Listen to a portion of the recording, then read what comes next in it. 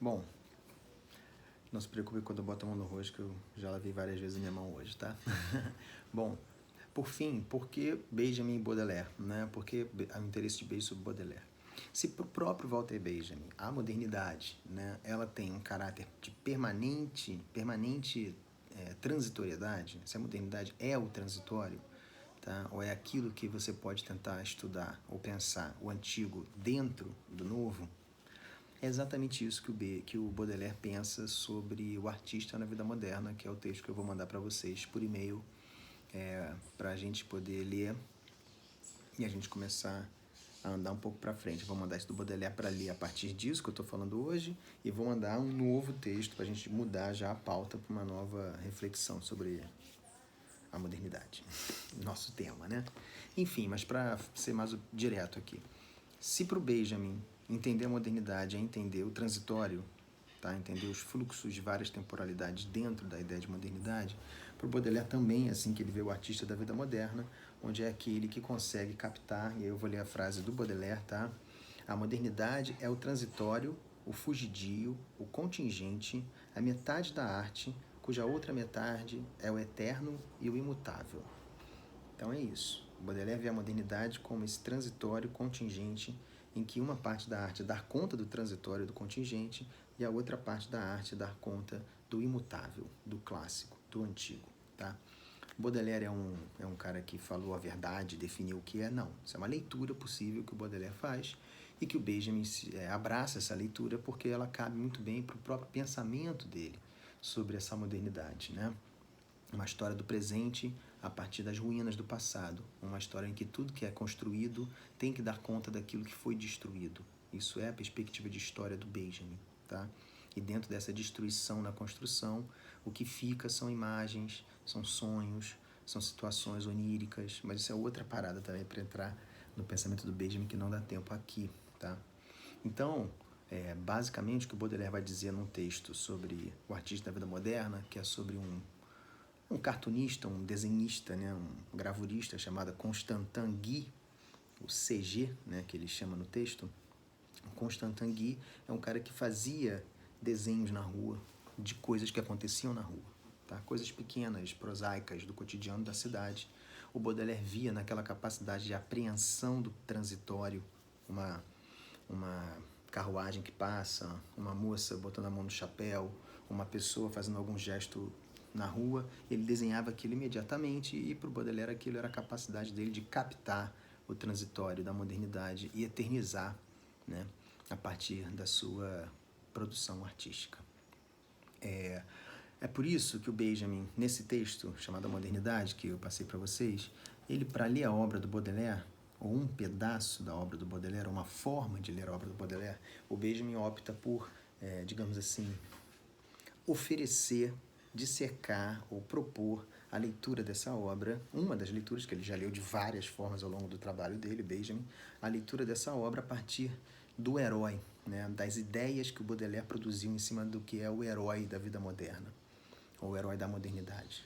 E como eu estava falando nos outros vídeos, na leitura do Baudelaire, nessa leitura de transitoriedades e paradoxos, porque essas leituras sempre são paradoxais, se você quer falar do antigo e do novo ao mesmo tempo, cria-se um paradoxo, né? Os heróis que o Benjamin aponta na obra do Baudelaire são figuras que ficaram famosas de alguma forma em categorias para dar conta dos chamados poetas ou artistas malditos, né? Então, uma é o Apache, né, que seria aquele que sempre lutaria contra o sistema.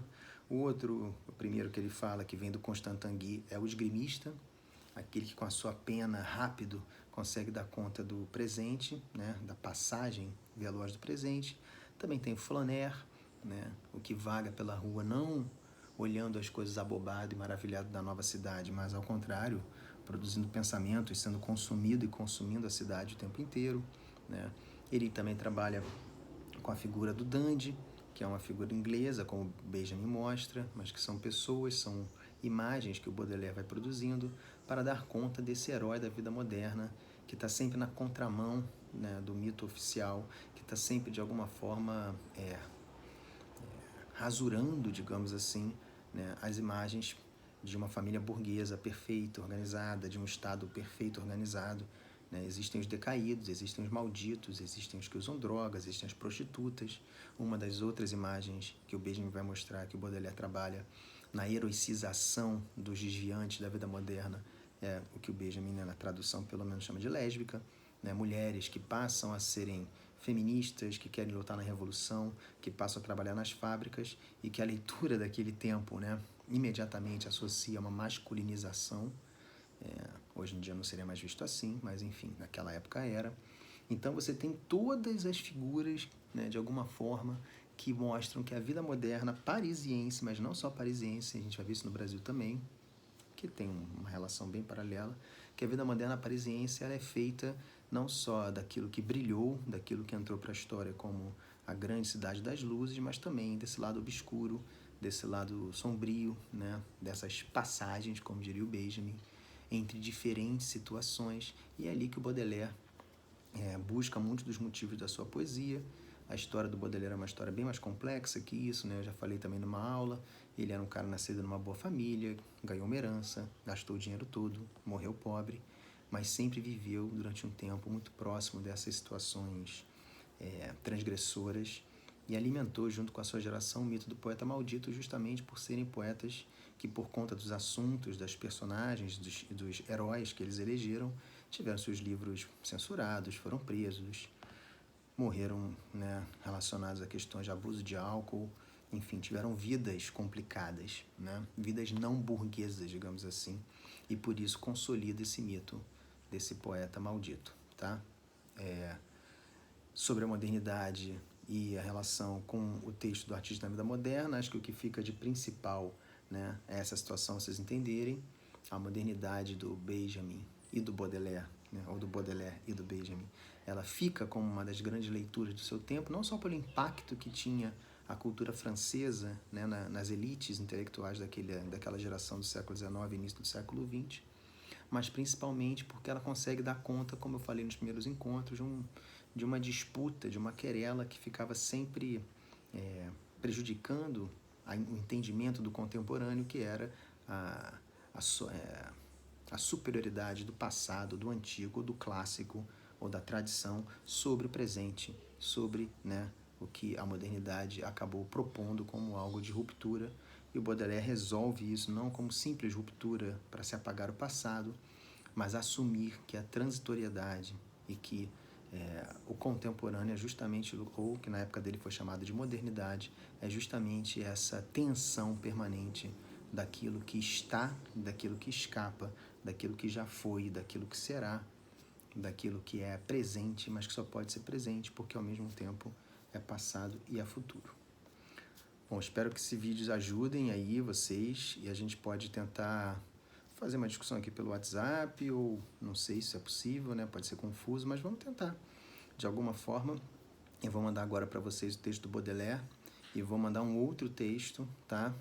Que vai ser um texto do Raymond Williams, um crítico inglês, já falando da diferença entre modernidade e modernismo, para a gente entender um pouco mais esses termos, tá? E aí seria a conversa do próximo vídeo na semana que vem, tá bom?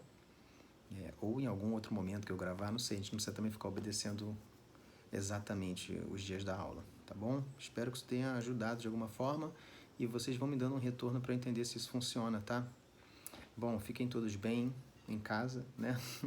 E espero que isso passe o mais rápido possível para a gente estar junto, tá bom? Tchau, tchau.